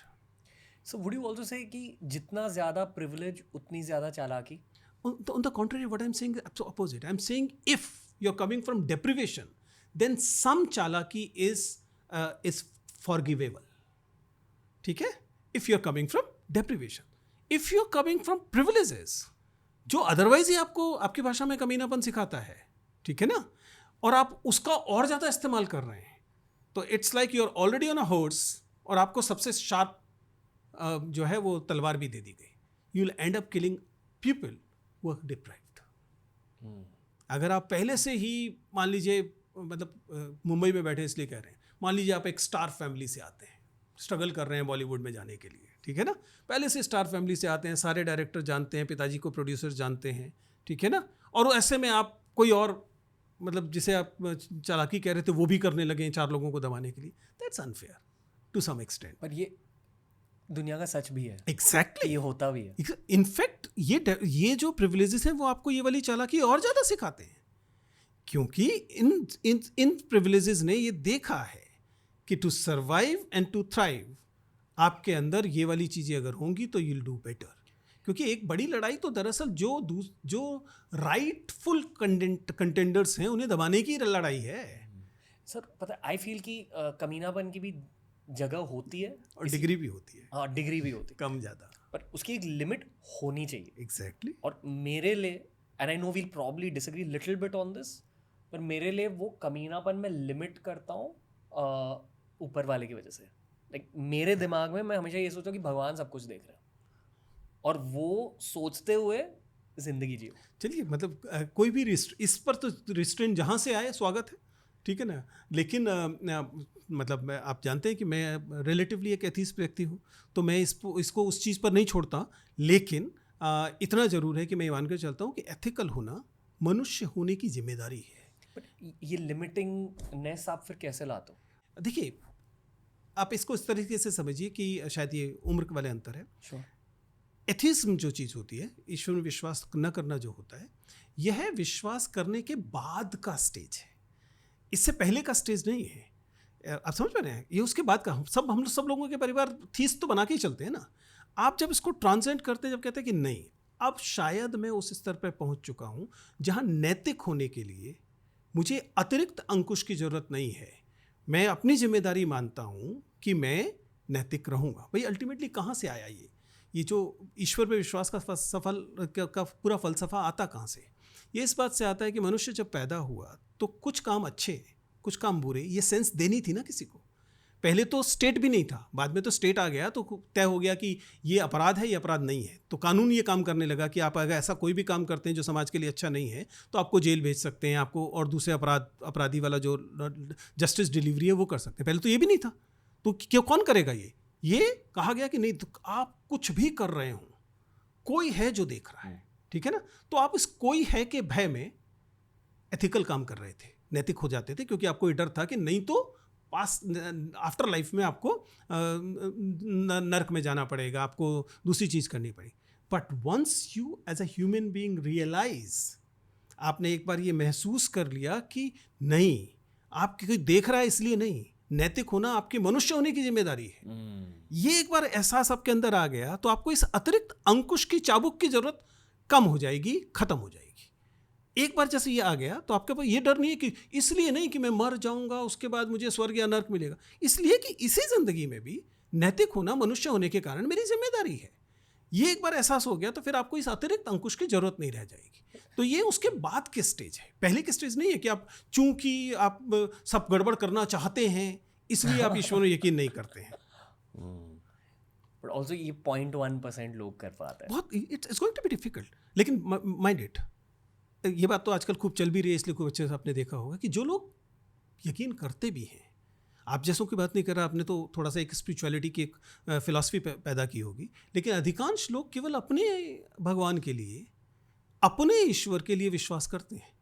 बाकी अगर 400 धर्म मान लिए जाएं तो 399 के लिए तो वो भी अविश्वास ही करते हैं. Even if you are a very great devout believer, you are believer only 0.25%, क्योंकि for rest of the believes you are atheist.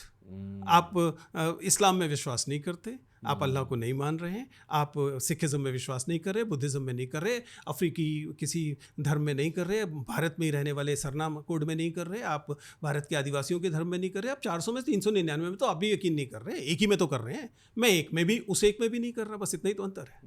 पता है, हमने कुछ देर पहले प्रिविलेज की बात करी, फिर देयर आर सम पीपल जहाँ 10 हो गए 10 पॉइंट प्रिविलेज सेक्शन में आ जाएंगे। शो के थ्रू जो लोग मिले हैं, इंटरनेशनल गेस्ट भी, जो सबसे अमीर और सबसे इवॉल्व, सबसे पावरफुल, सबसे सक्सेसफुल लोग होते हैं ना, वो ये कर पाते हैं, दूसरे धर्म के प्रति empathy. Yes, but that's also an outcome of huge privilege. huge privilege, agreed, but at the same time please understand it is always going to be easy to hate. नफरत करना सबसे आसान होगा। अच्छा, ऐसा क्यों होता है कि हम, मान लीजिए मैं ए धर्म को मानता हूँ, मैं नहीं मानता लेकिन मान लीजिए मैं ए धर्म को मानता हूँ, और उस ए धर्म में मेरा भरोसा है, उसकी मैं इज्जत भी करता हूँ, लेकिन बी धर्म जिसे मैं नहीं मानता उसके प्रति मेरे अंदर ना केवल नापसंदगी है बल्कि हो सकता है नफरत है। ये कहाँ से आया होगा? ये इस बात से आया होगा, मोस्टली इस बात से आया होगा क्योंकि या तो मुझे ये बताया गया कि ए से मोहब्बत करने की शर्त है कि तुम ए के अलावा सबसे नापसंदगी या नफरत करो, या तो मुझे ये बताया गया हो सकता है किसी धर्म में किया जाता हो, या फिर मैं बी को जानता ही नहीं, अपरिचय है। अपरिचय किस चीज को पैदा करता है? भय को पैदा करता है, क्योंकि धर्म कहाँ से पैदा हुए? उन्हीं कबीलों से पैदा हुए ना, ट्राइब्स से पैदा हुए ना, हम सब ट्राइबल्स ही तो थे ना।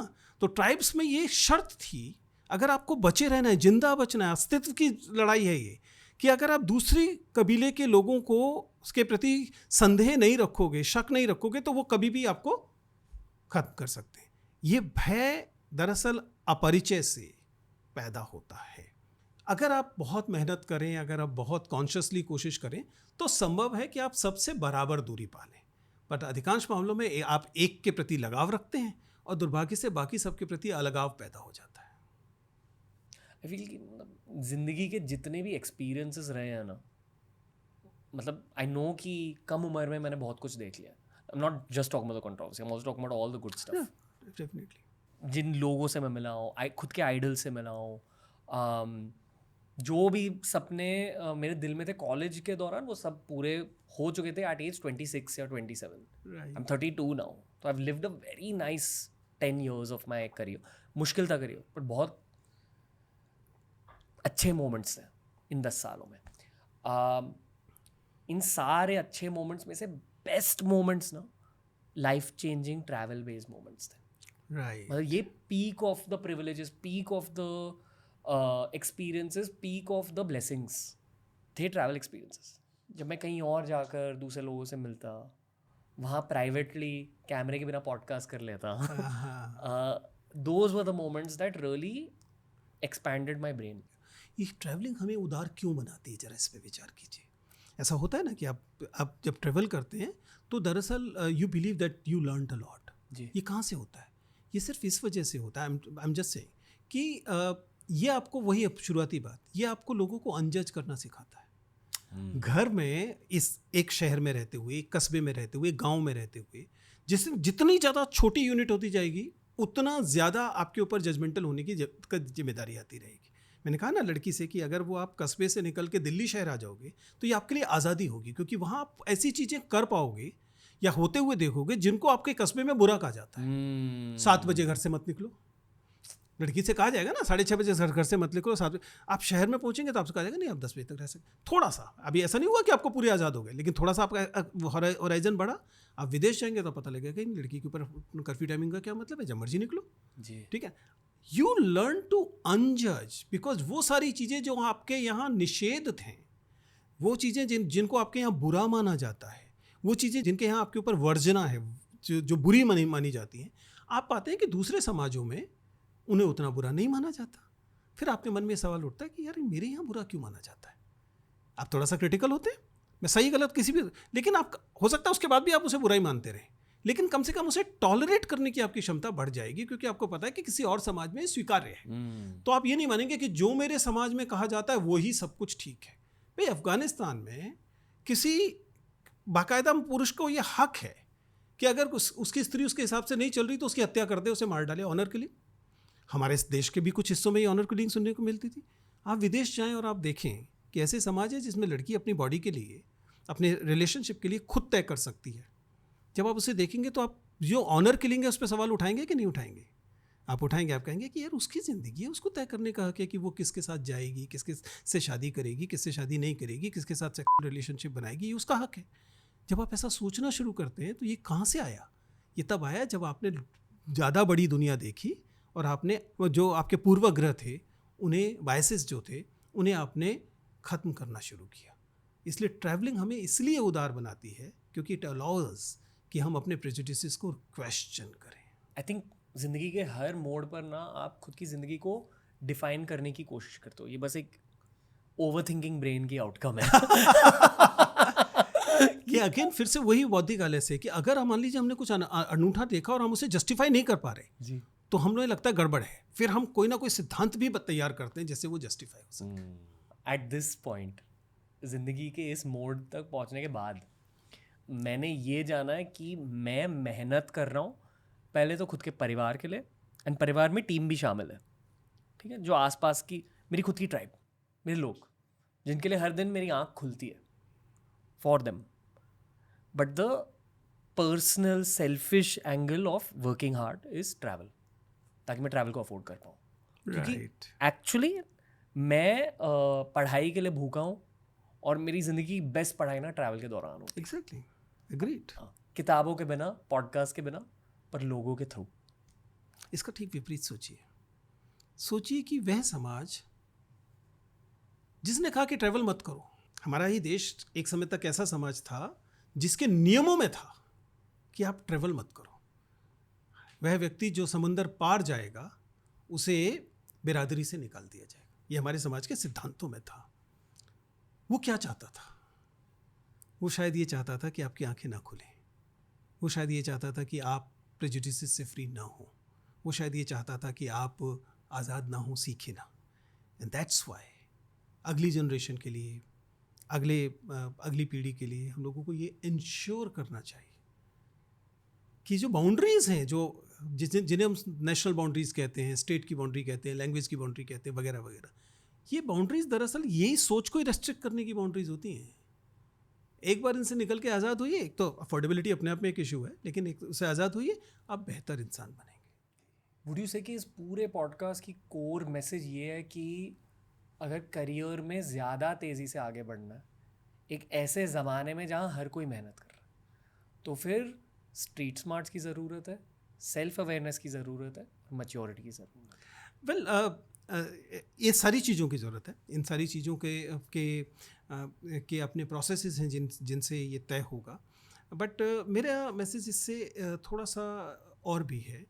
उस मैसेज में ये चीज़ भी शामिल है कि ये जो तेज़ी से सफल होने की आकांक्षा है, इस पर भी थोड़ा सा सवाल उठाना, उसको भी थोड़ा सा क्रिटिकली देखना, ये भी उतना ही ज़रूरी है जितना कि कुछ और। क्योंकि रणवीर, सोच के देखिए, ये बात सही है कि फेम का होना, पैसे का होना, आगे बढ़ना, इसकी इच्छा किसे नहीं होगी, सभी को होती होगी। लेकिन क्या ये अल्टीमेट पर्पस ऑफ लाइफ देता है? क्या यही ज़िंदगी की सार्थकता है? क्या इसके अलावा भी कुछ होगी ना? क्योंकि हिटलर के पास तो सब कुछ था, ये फेम भी था, सारे लोग उसकी सुन भी रहे थे, जो लोग उसके अपने थे उसे पसंद भी करते थे। They were people dying for him, right?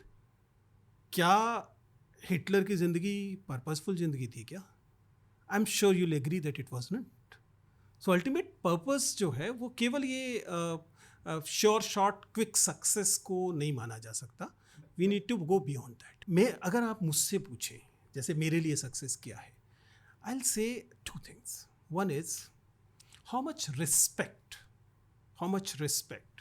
you earn, respect, attention, influence from people unlike you, जो आप जैसे नहीं है, ठीक है ना? That is one marker. And second marker, and I'm giving something controversial here.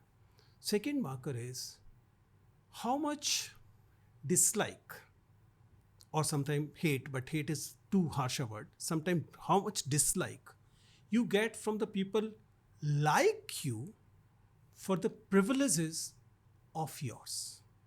That is also to me मेरी नज़र में ये भी एक मार्कर है इस बात का कि आप कितने सफल हुए। गांधी जी के बारे में सोचिए। गांधी जी गुजरात के संपन्न किस्म के परिवारों से आने वाले व्यक्ति थे, वो वणिक परिवार से आने वाले व्यक्ति थे। लेकिन गांधी जी की इज्जत किसने की? आम गरीब व्यक्ति ने, दूसरे लोगों ने, ठीक है ना, जो उनके जैसे नहीं थे, मुसलमानों ने, दूसरे अंग्रेजों ने जिनसे वो लड़ रहे थे, दूसरे लोगों ने जो उन जैसे नहीं थे, उन लोगों ने उनकी इज्जत की, जबकि उनके अपने समुदाय के लोग बहुत प्रसन्न नहीं थे, ठीक है ना। टू मी, मेरे लिए ये मार्कर है। इसलिए जब मैं अपने से शामिल कर रहा हूँ, इसलिए कह रहा हूँ, इसलिए जब वे लोग जो मुझ जैसे नहीं हैं वो मेरे लिए रिस्पेक्टफुल होते हैं, मेरी इज्जत करते हैं, मुझे पहचान देते हैं, मुझे खुशी होती है। लेकिन शायद उससे ज़्यादा खुशी होती है जब लोग मुझे, जो मेरे जैसे हैं, मेरे जैसे बैकग्राउंड से, पृष्ठभूमियों से आते हैं, जिनकी शुरुआत मेरे आसपास हुई। नहीं, मैं उससे ज़्यादा जा रहा हूँ, मैं सोशल कैटेगरीज में जा रहा हूँ। मुझे आजकल सबसे ज़्यादा कौन से लोग ट्रोल करते हैं?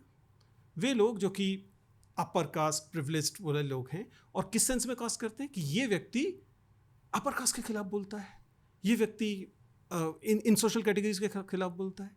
दो I come from these categories, it is a point to be noted.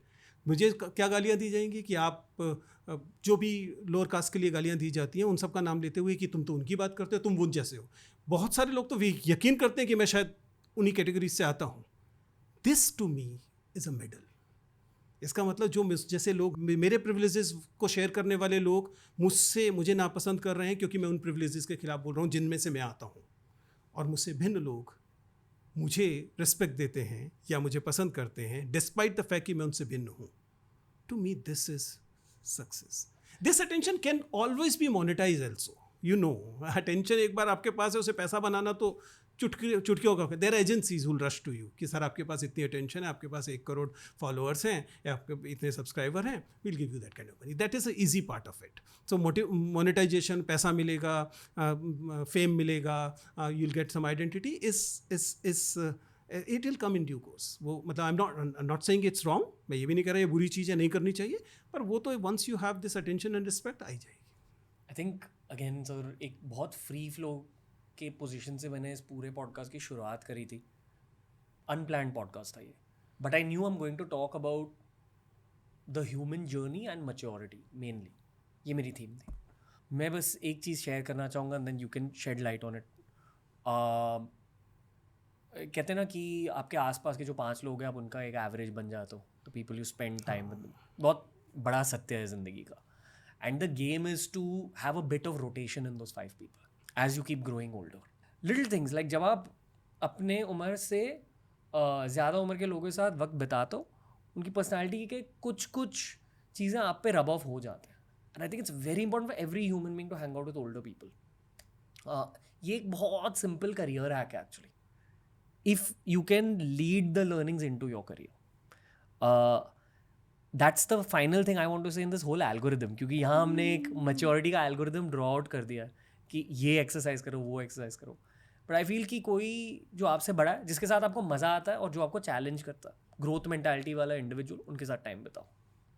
Well, Ranveer, for the first time in this conversation, first time पूरे इतनी देर से बातचीत में, I mean, I saw your beach-facing balcony. I saw this 7-camera setup. I saw this wonderful studio. Everything. Not even once I had this element in me thinking about you. This is the first time having a person in your life जो आपकी आलोचना कर सकता है, थोड़ा बहुत हड़का भी सकता है, संकट आने में छुपा भी लेता है। और this is the first time I am having this element of envy. मतलब this is a personal thing कि मैंने ज़िंदगी में अच्छे दोस्त खोने के रिकॉर्ड बनाए हैं, ठीक है। लगातार एक के बाद एक अच्छे दोस्त, शायद मेरी ही जैसे आपने कहा ना, मूर्खताएं कई बार होती हैं, या कभी आप कड़े फैसले लेने में डर जाते हैं, कुछ आप वो फैसले नहीं ले पाते जो आपको लेने चाहिए, and you end up paying price. So I totally agree when you say that having friends, especially the friends who have ability to critique you. And as you said, आपने कहा कि आप से थोड़े से बड़े, ये एक और बड़ी उपलब्धि है क्योंकि आप उनके साथ हैं और आप उनसे सीख रहे हैं, इसमें तो कुछ कोई अनूठी बात है ही नहीं, लेकिन वो आपको इस लायक लगातार पा रहे हैं कि आपके साथ ये शेयरिंग हो सकती है, little mature, still believing and for a very long period of time. ये एक ऐसी नेमत है, एक ऐसी नेमत है जिसे आपको एकदम बचा के रखना चाहिए. और मतलब मैंने कहा कि मैं तो नास्तिक आदमी हूँ, नहीं करता इन सब चीज़ों में यकीन, लेकिन फिर भी अगर कभी नज़र लगती होगी तो इसी चीज़ पे लगेगी, बाकी चीज़ों पर यकीन कीजिए नहीं लगे. वो मैं आई विश कि आपके पास ये बनी रहें और बढ़ें, लेकिन अगर वो नहीं भी हों तब भी if you are able to hold on to this particular thing, I mean it is worth holding. ठीक है. So this never play musical chair with this aspect. It's not a thing that you should be testing every day. ठीक है. If you have tested once और twice in the life, that much is enough. अच्छे दोस्तों को पकड़ कर रखिए. बल्कि in fact I am taking this opportunity to say sorry to all my friends who consider that rightly or wrongly they believe that I've been unfair to them, because ये एक ऐसी उपलब्धि है. अगर आपके पास ऐसे कुछ दोस्त हैं, और ऐसे कुछ ही होने चाहिए, ये 100, 50, 150, 200 नहीं हो सकते. 100, 50, 150, 200 एक्वेंटेंसेस हो सकते हैं, वो भी हो सकता है आपकी ज़िंदगी को कंट्रीब्यूट करें, आई am not at all denying that. लेकिन ऐसे दोस्त जो आपको पकड़ कर आपकी आलोचना कर सकें और उस आलोचना में आपके मन में एक बार भी ये नहीं आए कि इस आलोचना के पीछे कुछ अल्टीरियर मोटिव्स हैं, this is a prized position. So please have my envy and आशीर्वाद. Oh, that is there. संकट के बाद ना और भी ज़्यादा वैल्यू करता हूँ मैं दोस्ती को. Please do. कि इतने सारे लोग चले गए, तो the ones that stay you love them. The ones that protect. I mean, I'm nobody to give you advice, and nobody to give you advice. लेकिन जो चले गए, या मान लीजिए आपको लगता है कि वो आपके साथ नहीं खड़े हुए, होना चाहिए था, उनके प्रति भी थोड़ा सा एम्पैथी, थोड़ा सा उदारता ही रखिए. क्योंकि बहुत बार हम लोगों को जैसे आपको नहीं महसूस करना पड़ रहा, क्योंकि you thankfully ideologically you placed in a place जहाँ पे ये वाली चिंता कम है. आई एम आइडियोलॉजिकली प्लेस जहाँ पे लगातार ये वाली चिंता होती है कि आपको एस्टेब्लिशमेंट पसंद नहीं करेगा, आपको सरकारें पसंद नहीं करेंगी, वगैरह वगैरह. इसलिए हम ज़्यादा क्लोजली ऐसे लोगों को देखते हैं जिनको जो करना चाहिए, जो बोलना चाहिए, वो बोलने से बचते हैं, जहाँ खड़ा होना चाहिए वहाँ खड़े होने से बचते हैं. और ये भी सच है कि हमेशा डर की वजह से ऐसा नहीं कर रहे होते. कई बार डर से ज़्यादा बड़ा रोल लालच का होता है. कुछ पा जा, छोटी छोटी कुछ प्रॉक्सिमिटीज़ पा जाना, कुछ बेनिफिट्स पा जाना. But both ways it's human to be afraid, it's human to be little greedy. जो आप कह रहे हो ना, ये मैं थियोरेटिकली समझता हूँ, आई अंडरस्टैंड, बट मेरे दिल के अंदर ये बात अब तक नहीं गई है. I understand, I totally understand that. I am saying so because as I said, you had friends, still you had friends जो कि आपके संकट के समय में खड़े थे. मुझे कभी लगता है कि मेरे दोस्तों को ये लगता होगा, I am sorry to say that, कि उन्हें जब ज़रूरत थी तब विजेंद्र उतनी मजबूती से उनके साथ नहीं खड़ा था. And I am taking this opportunity to say sorry to them. याद आती है किसी की? There's several. I mean, thankfully there is no friend who जिसके लिए मैं ये कहूँ कि उसने मुझे डंप कर दिया. I cannot say with confidence कि वो ऐसा नहीं कहते होंगे. So they can be, हम लोगों की ज़िंदगियाँ बहुत कॉम्प्लेक्स होती हैं, बहुत कॉम्प्लिकेटेड होती हैं. सरल ज़िंदगी तो केवल ज्योमेट्री की नोटबुक में दिखाई देती है, जिसमें एक स्केल रखा और पेंसिल से खींच दी. ज़िंदगियाँ सरल रेखा में चलती नहीं. कभी कभी पता मैं क्या सोचता हूँ कि जो रोमांटिक ब्रेकअप्स होते हैं ना, वो कुछ समय तक आपको दर्द देते हैं, बट भाइयों के बीच जो ब्रेकअप्स होते हैं वो ज़िंदगी भर आपको चुभते रहते हैं. हाँ, ये भी है. और दूसरा ये भी है कि हमारे देश में, और ये आप पाएंगे कि जरा फिर से मैं I am sorry, I am taking you again there, लेकिन ये जो दोस्ती का कंस्ट्रक्ट है, ये दोस्ती का कंस्ट्रक्ट पुरुषों की दोस्ती का कंस्ट्रक्ट है. Look carefully. कैसे हमारे यहाँ पुरुष खड़े किए जाते हैं, उसमें होता है ना कि एकदम भाई है यहाँ पे खड़ा, तू कर, तुझे जो करना है कर, मैं तेरे साथ खड़ा हूँ. द भाई, द दोस्त विल नॉट जज यू कि तूने जो किया वो ठीक था कि नहीं, नैतिक था कि नहीं. ठीक है ना. जब मैं मेरे खुद के फ्रेंडशिप ब्रेकअप्स के बारे में सोचता हूँ, स्पेशली भाइयों के साथ, उन लोगों के साथ जहाँ ऐसी वाली दोस्ती थी, तो अक्सर ये थॉट आता है मेरे दिमाग में कि यार अगर पैचअप हो भी गया तो दोस्ती वैसी नहीं रहेगी, और उस वजह से शायद मुझे पैचअप नहीं करना, क्योंकि इट्स ईदर 200% और नॉट देयर। एकदम प्योर चाहिए आपको, हाँ, परफेक्शन और प्योरिटी। शायद ये मेरी इमोशनल लिमिटेशन है, but I understand, I totally respect this feeling as such, but मेरे कई दोस्त ऐसे हैं फॉर एग्जांपल जिन दोस्तों के साथ मेरा महीनों बातचीत नहीं होती, महीनों नहीं होती, लेकिन जब फिर बातचीत होती है तो आपको कोई वार्म अप नहीं करना पड़ता, you start from the place way you left, ठीक है। And the reason is that दोस्त आपको इसलिए नहीं जज करेगा कि यार तूने 3 महीने 4 महीने मुझे मेरी सुध नहीं ली। मैं ना एक्चुअली वो क्या कहते हैं, एक्चुअल वो जो एक झगड़े के बाद ब्रेकअप हो जाता है ना, उसकी बात कर रहा हूँ। That's sad, that is sad. Not I losing touch, understand. Losing touch वाली ठीक है। हाँ, नहीं, I was talking about losing touch, I was not talking about झगड़े वाला। झगड़े वाले दोस्ती का थैंकफुली मेरे पास कम अनुभव है, झगड़े वाली दोस्ती का अनुभव मेरे पास कम है। एक दो हैं वो टीस करती हैं, लेकिन I learn to get over this painfully, but I learn to get over this. But बात हो पाई उनसे जिनके साथ झगड़ा हो? At least one I still remember जिनसे बात नहीं हो पाई। देयर आर अदर्स जिनको आई हैव गिवन सिग्नल्स कि I don't not only want to talk but I am very eager to, and whenever they are ready I will be happy to.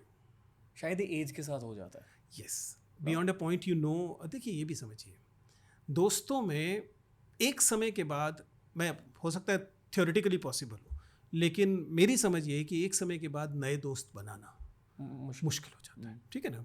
तो जिन दोस्तों के साथ आप बड़े हुए हैं, उन दोस्तों की मान लीजिए आपके मन में या उनके मन में एकदम सख्त बिल्कुल क्लियर रहा है कि आप एक पॉइंट पर गलत थे, इसके बावजूद उसी से व्यक्ति से के पास दोस्ती करने की गुंजाइश फिर भी बनी रहती है, एग्रीइंग और disagreeing on a particular point कि इस जगह पर तू गलत था कि मैं गलत था। लेकिन नए दोस्त एक समय के बाद बनने मुश्किल है, एक लिमिट से ज़्यादा। और इसलिए मैं हमेशा कहता हूँ नए दोस्तों के लिए पुराने दोस्तों को नहीं छोड़ना चाहिए। अब आप शायद इसको आपकी ज़िंदगी में तो डेफिनेटली आया होगा। हम लोग जो एक पर्टिकुलर लेवल ऑफ फेम पर पहुँचे, लोगों की पहचानों तक पहुँचे, लोगों ने पहचानना शुरू किया, हम लोगों से हुई बड़ी शिकायतों में से एक शिकायत ये दी जाती है, अब तो तू बड़ा आदमी हो गया है, अब क्यों हमारी तरफ देखेगा। बट आई हैव रियलाइज कि वे दोस्त जो कि आज भी in terms of these fame and success and money and all कुछ नहीं है या एक औसत ज़िंदगी जी रहे हैं, I make it a point कि मैं ये तो नहीं कहता कि मैं 100% कर पाता हूँ कि जब उनसे मिले तो उन्हें एक सेकंड के लिए भी एहसास ना हो। मैं उनको ये प्रोवोक करता हूँ, कई बार तो प्रोवोक करता हूँ लिटरली, कि वो मेरा मजाक उड़ाएं इस बात की कि हाँ यार तू तो अब सही है, अब तू तो रणवीर से मिलके आ रहा है, हमसे क्यों बात करेगा, दैट काइंड ऑफ थिंग, ठीक है। Because this is a right which I give only to these friends, this is a privilege, this is a एक ना हमारे हिंदी में शब्द है विशेषाधिकार। ये विशेषाधिकार मेरे पेरेंट्स के भी पास नहीं है, मेरी फैमिली के भी पास नहीं है, अननोन व्यक्ति की तो हिम्मत नहीं है, लेकिन दोस्तों के पास ये विशेषाधिकार है कि वे मेरी उन चीज़ों पर मजाक उड़ा सके जिन चीज़ों के लिए बाकी लोग तारीफ करते हैं। वाह भाई, मेरा मजाक उड़ाना यार। कि ऐसे छोड़ दिया यार तूने, कभी जानबूझ के। And as a communication person we know कि कैसे किया जाना है, ठीक है ना। जैसे मान लीजिए आप ये मैंने this I said this Ranveer thing, तो जिस समय कोई व्यक्ति कर रहा होगा उस समय जरा सा बोलते हैं नोइंगली कि ये बंदा पकड़ेगा इस क्यू को, इस क्यू को पकड़ेगा, फिर तेरा मजाक उड़ाएगा, उसके बाद खी करके आप शर्माएंगे कि चल यार उड़ा ले। पता है कोई भी ना सर दोस्तों के बारे में एक करियर पर्सपेक्टिव से बात नहीं करता, बट ये मैंने ऑब्जर्व किया है। अगेन इस शो की वजह से ना मैंने ज़िंदगी के बारे में बहुत कुछ सीखा है। And top of the top people हमेशा एक छोटा सा फ्रेंड ग्रुप तो रहता ही है। कहते हैं कि शाहरुख खान का भी एक कोर फ्रेंड ग्रुप अभी भी है, जो वो मेंटेन करके रखता है। वो उनका रश है लाइफ में, बट नो वन नोज कि उनके दोस्त कौन है। No, I know about the popular and successful people, they crave for this thing, and those who for some reason have lost it, I have full empathy to them, because the price they have paid for this success is more than what is worthy. Is the price loneliness? One is definitely loneliness, and the second is that आपके पास वो लोग ख़त्म हो जाते हैं जो आपकी आंख में आंख डालकर आपको आपकी गलतियां बता सकें। ये सिर्फ लोनलीनेस नहीं है, ये लोनलीनेस तो खैर अपनी जगह पर है ही, और यू राइटली पॉइंटेड आउट, लेकिन अगर आपको कोई आपका बिल्कुल बचपन का दोस्त एकदम आंखों में आंख डाल के ये ना कह सके कि विजेंद्र तुम अमुक चीज़ का विरोध करते हो, सही बात है, लेकिन देखो तुम इस जगह पर बाउंड्री को क्रॉस कर रहे हो, क्योंकि कोई और बोलेगा तो मैं मान लूँगा ट्रॉल है, लेकिन अगर कोई मेरा दोस्त बोलेगा देन आई रियलाइज कि ये व्यक्ति सिर्फ मेरे लिए ऐसा बोल रहा है। Friendship is the treasure of life, पर इतने ज़्यादा दोस्त भी ना बनाओ कि आप दोस्ती निभा ना पाओगे, कि आप दोस्ती निभा ना पाओ।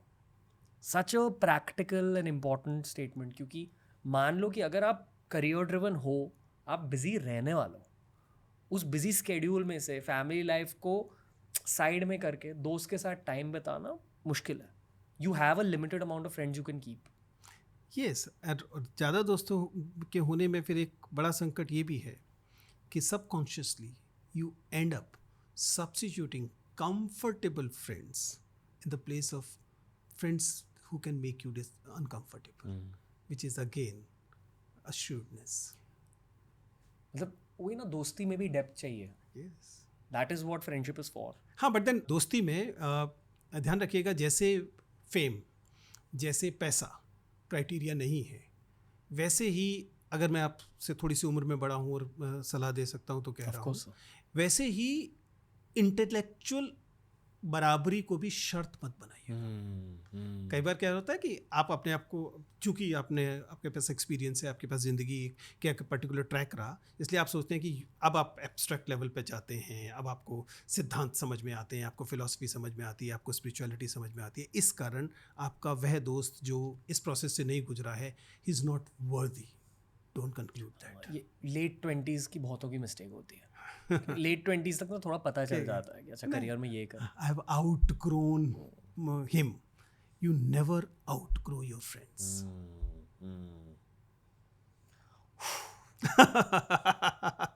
कहाँ से शुरुआत की, कहाँ तक पहुँचे? I mean, that's the fun of being Ranveer. You're able to extract things which I have not said on camera to almost anybody. I'm glad, sir. I hope I get to meet you again in life. That's all I'll say. मज़ा आ गया आपके साथ. Thank you very much. Very memorable afternoon, sir. I genuinely hope the audience has gained value. Hopefully अगले 30 सालों के लिए. Thank you, Ranveer. Thank you for being with us, Vijay sir. Sorry to call you Vijay sir. कोई भी आपको विजय sir कहता? There's a friend. Okay. Just want to convey gratitude. बस उतना ही कहना चाहूँगा. Thank you. And I genuinely hope life makes us meet again. Many more conversations I would love to have with you over the years. Thank you so much. Thank you very much. Thank you so much. तो दोस्तों बताइए कैसा लगा आज का episode. जितने भी हमारे देश के महान यूपीएससी कोचेज़ हैं और यूपीएससी कोचिंग सर्किट के सेलिब्रिटीज़ हैं, उनके साथ ना हमेशा ऐसी डीप कॉन्वर्सेशंस करने का एक चांस मिल जाता है।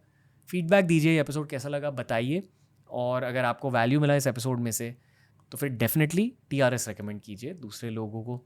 ऐसे ही पॉडकास्ट आते रहेंगे, ऐसे पॉडकास्ट ना जहाँ प्रैक्टिकल चीज़ों के बारे में बातें होती है, जिन्हें आप अपने लाइफ में अपना सकते हो। ये होते podcast which are worth spending your time on. अगर मैंने एक ऐसा पीस रिलीज़ किया जहाँ मुझे लगता है कि हाँ मेरी ऑडियंस इस पीस को 2-3 बार कंज्यूम करेगी, फिर मेरे दिल को संतुष्टि मिलती है। तो thank you for listening in and I hope this episode helped you a lot. ऐसे ही बहुत सारे एपिसोड रिलीज़ होंगे आने वाले कुछ हफ्तों में। Thank you.